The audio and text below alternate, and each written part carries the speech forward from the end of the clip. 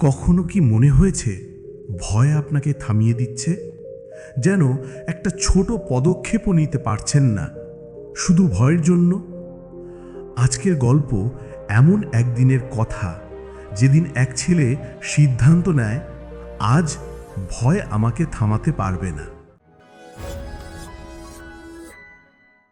একটা ছোট গ্রাম, চারদিকে সবুজ মাঠ, কাঠের ছোট ঘর আর ধুলোমাখা রাস্তা।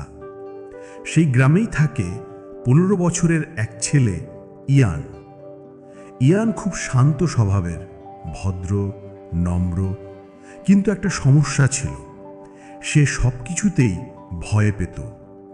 মানুষের সামনে কথা বলতে ভয়, নতুন কিছু চেষ্টা করতে ভয়, এমনকি নিজের স্বপ্নটাও বলতে লজ্জা লাগত। তার বাবা মা আমেরিকায় ছোট দোকান চালাতেন, কিন্তু গ্রামে বাড়ি ছিল, আর ইয়ান সেখানেই থাকে দাদা দাদির সাথে। দাদু সবসময় বলতেন, ভয় মানুষকে ছোট করে দেয়, আর মানুষ নিজেকে যত ছোট ভাবে, জীবন তত কঠিন হয়ে যায়। ইয়ান শুনত, কিন্তু মন থেকে বিশ্বাস করতে পারত না। একদিন স্কুলে ঘোষণা হলো, গ্রাম থেকে বাছাই করা কয়েকজনকে শহরে নিয়ে গিয়ে একটি বড় ইউথ লিডারশিপ ক্যাম্পে পাঠানো হবে। শুধু একটা শর্ত, সবার সামনে একটা ছোট বক্তৃতা দিতে হবে।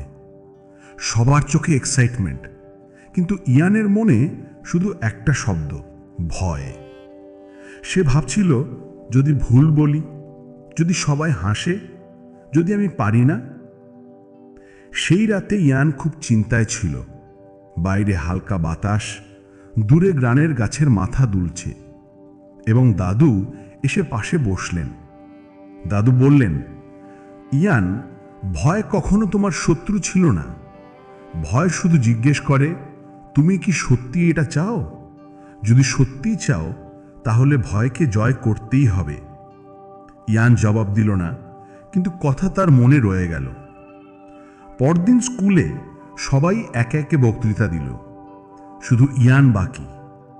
তার নাম ডাকতেই তার হাত ঘেমে গেল, হৃৎপিণ্ড দ্রুত ধুকপুক করতে লাগলো, পা কাঁপছিল, যেন এগোতে চায় না। তবে হঠাৎ সে মনে করল দাদুর কথা, তুমি সত্যি চাইলে ভয় তোমাকে থামাতে পারবে না। ইয়ান গভীর নিঃশ্বাস নিল, ধীরে ধীরে মঞ্চে উঠে দাঁড়ালো। সামনে অনেক মুখ, সবাই তাকিয়ে আছে। ইয়ান ছোট করে বলল, হাই, মাই নেম ইজ ইয়ান। ওই মুহূর্তে সবাই একদম চুপ। তারপর সে বলল, I was always scared of people, scared of trying, even scared of my own dreams. But today, I want to try, just once, because I don't want fear to control my life anymore. Hall room নিস্তব্ধ, তার কণ্ঠ কাঁপছিল, কিন্তু কথাগুলো ছিল সত্যি, পরিষ্কার, হৃদয় ছুঁয়ে যাওয়া। বক্তৃতা শেষ হতেই সবাই দাঁড়িয়ে তালি দিতে লাগলো। ইয়ান বুঝল, ভয় এখনো আছে, কিন্তু তার উপর ভয়ের আর কোনো ক্ষমতা নেই। ক্যাম্পে যাওয়ার জন্য ইয়ান বাছাই হলো। সে প্রথমবার গ্রামের বাইরে গেল, নতুন মানুষ দেখল, নতুন জিনিস শিখল, আর সবচেয়ে বড় কথা, সে নিজের ভয়ের উপর নিজের দখল ফিরে পেল। শেষে একদিন দাদুকে ফোন করে বলল, দাদু, আমি পেরেছি। দাদুর গলা উষ্ণ হয়ে উঠল, না বাবা, তুমি সবসময় পারতে, আজ শুধু তুমি বিশ্বাস করেছ। বন্ধুরা, ভয় কখনো তোমাকে থামানোর জন্য আসে না।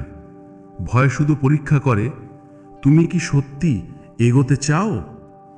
যদি হৃদয় দিয়ে একটুখানি সাহস দেখাও, তাহলে ভয় গলে যায়, আর তোমার পথ নিজে থেকেই খুলে যায়।